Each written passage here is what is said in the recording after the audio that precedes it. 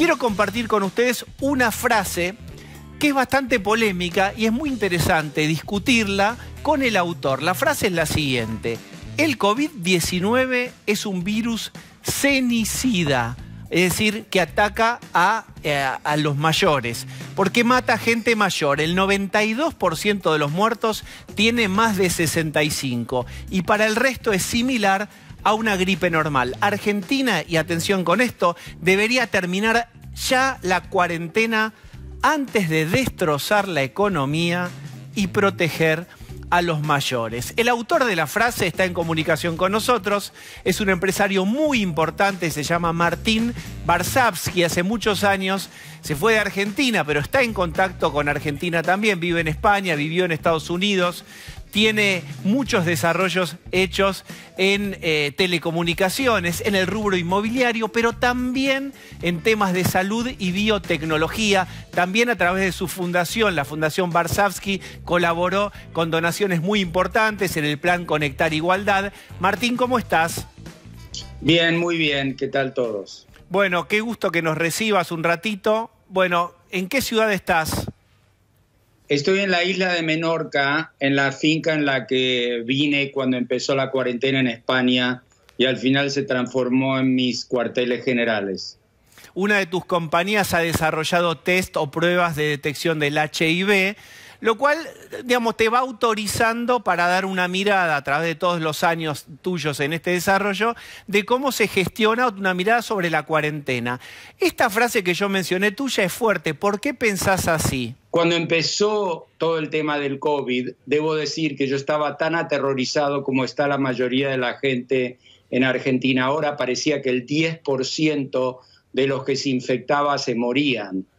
Luego, después de hacer la aplicación para el COVID, para el gobierno español, para la sanidad española, vimos que la realidad era muy lejos de eso. Vimos que había como, nosotros mismos diagnosticamos como 800.000 personas con la aplicación que tenían tos seca, fiebre, tenían todos los síntomas de dificultad de respirar, anosmia, los síntomas del COVID.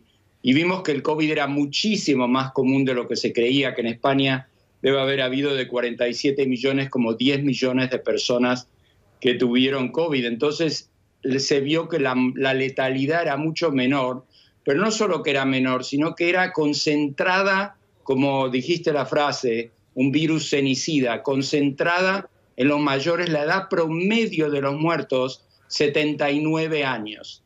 Y ahí fue que yo empecé a decir, bueno, aquí no se puede tener cuarentena eterna. El 92% de los muertos tiene más de 65 años, el 1,5% de los muertos tiene menos de 50, y ningún país desarrollado ha optado por la cuarentena eterna que tiene la Argentina, y ahí fue cuando yo empecé a vocalizar mis dudas, porque además la Argentina no tiene un Banco Central Europeo para salvarla, no tiene una Federal Reserve para salvarla, y no es el COVID el único problema de los argentinos. Entonces esa obsesión con el COVID me parecía que le iba a causar otros problemas de salud a la Argentina. Martín, si vos tuvieras que transformar o sintetizar todo esto que decís en una propuesta, tu propuesta sería que ejerzan la cuarentena los mayores, por ejemplo, de 65 y el resto de la población activa haga sus tareas. Mi propuesta sería, yo estoy a favor del uso de máscaras y del distanciamiento social, especialmente el uso de mascarillas en colectivos, subtes y lugares donde la gente está. Cualquier cosa que lleve al hacinamiento hay que protegerse de eso. No estaría a favor, por ejemplo, de abrir las discotecas o las iglesias donde la gente canta. El virus se transmite mucho al hablar, al cantar, al gritar, las canchas de fútbol. Eso lo mantendría, pero todo lo demás sí lo abriría, como es en España ahora que abrimos todo. Digo, todo menos los lugares donde se reúne mucha gente. Y también ayudaría a los mayores a que no vayan al supermercado a hacer las compras. Les haría una cadena solidaria para que les lleven la comida a la casa, los medicamentos a la casa. Digamos, algo más social que policial. Y el resto de la sociedad con distanciamiento social, pero haciendo una vida semi-normal. o lo que en Europa ahora se llama la nueva normalidad, que es bastante parecida a la vieja normalidad, salvo que no hay esos eventos multitudinarios. Martín, alguno podría objetarte y decirte que en España hubo muchos muertos, hubo estas famosas escenas, por supuesto, en los geriátricos de gente que era encontrada muerta, en Italia también, ni que hablar en Nueva York y en Estados Unidos en la cantidad de muertos.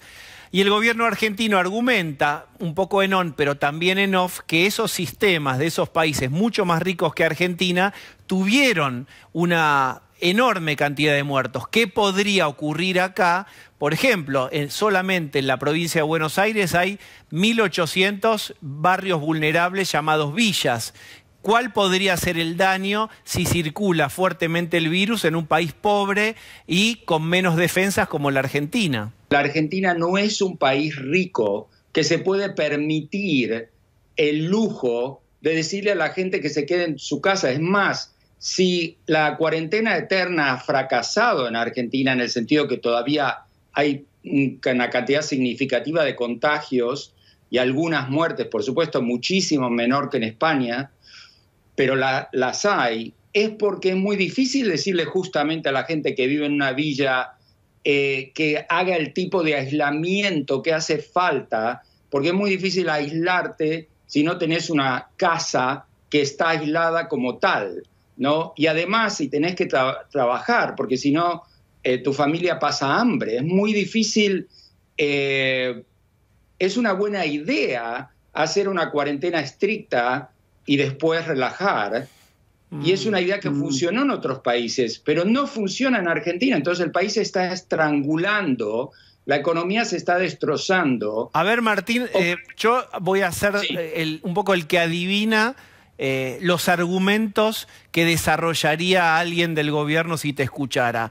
Por lo que nosotros venimos escuchando, el gobierno dice, 1, tenemos las camas de terapia intensiva entre el 50 y el 60% de ocupación y en la provincia de Buenos Aires estamos a 20 o 25 días de la ocupación plena. Dice la gente de la provincia de Buenos Aires, funcionarios de salud de la provincia, no queremos tener que elegir a quién darle un respirador. Argumento 1. Argumento 2 es, miren los números del derrumbe de los PBI de diferentes países. En todo se ha derrumbado. La diferencia es que Argentina es uno de los que menos muertos tiene. Bueno, te voy a decir respuestas para cada una de estas. Empezando con el tema del derrumbe del PIB, el de la Argentina es el peor. Y siguiendo el tema de la ocupación de las camas y cuántas camas hay, el problema es que no es el rol de los gobiernos hacer que no se muera nadie. Por ejemplo, los gobiernos permiten el tabaco, los cigarrillos, que en España matan 56.000 personas por año y se murieron unas 30.000 de COVID y el cigarrillo las mata todos los años. Los gobiernos permiten los coches que contaminan, matan en accidentes y matan en cáncer. Cuando me decís que en Argentina se muere menos gente de COVID que se muere en Europa, se murió más gente. Yo no sé si tenés el dato, pero por ejemplo los argentinos se asesinan entre ellos a una tasa 10 veces mayor que los españoles. Es decir, por cada español que asesina a otro español, 10 argentinos asesinan a otro. Entonces, en Argentina se muere la gente antes que en España y se muere de otras cosas, como que hay más accidentes, hay más asesinatos, hay más enfermedades cardiovasculares, hay más muerte en general. Por eso la expectativa de vida en Argentina, la expectancia de vida es menor que en España o que en Italia. Entonces ahora la Argentina el gobierno argentino está confundido. Se cree que está jugando con una especie de mundial en el que gana el mundial es el que menos muertos tiene de COVID. Pero no se fija en todos los otros muertos que tienen de otras cosas. La Argentina ha tenido estallidos sociales en épocas de gran hambruna y dificultad económica enorme. La Argentina puede ir camino a otro estallido social. Entonces, si el único argumento que uno tiene es que queremos que la gente no se muera del COVID, puede ser que yo no tenga razón y el gobierno sí, si esa es tu única métrica. Pero la métrica de un gobierno tiene que ser el bienestar general, no que solo la gente no se muera de COVID. Y el paquete completo creo que sale peor si uno se obsesiona con el COVID y se olvida de todo lo demás, porque la economía también es salud. Es interesante escucharte, no está exento de polémica porque alguno te dirá que si bien falla la política o no es del todo concreta contra el consumo de tabaco, de alcohol, mueren miles de argentinos, tal vez 10.000 por año en accidentes de tránsito, eso no implicaría que no se pueda tomar una decisión de salud pública con respecto a los pacientes de COVID. Es decir, que haya otros déficits no significa que necesariamente se tenga que legitimar este otro déficit. Lo que yo estoy argumentando es que a lo largo del año se van a producir, ante una cuarentena interminable y un daño económico tan grande, que es mucho más grande que el de otros países, inclusive de Latinoamérica, por el tipo de cuarentena que está haciendo la Argentina, que se van a producir otro tipo de muertes que van a superar a las muertes del COVID. Habiendo dicho esto, no quiero quitarle importancia al COVID. El COVID puede llegar a matar 30.000, 40.000 argentinos, como mató en España, edad promedio 79 años. No es que digo que eso no es posible, pero en España lo que se vio es que, y en Italia también, y en Nueva York también, es que si uno se lanza de lleno con la pandemia y la ignora y hace manifestaciones, partidos de fútbol, iglesias, discotecas, la pandemia explota.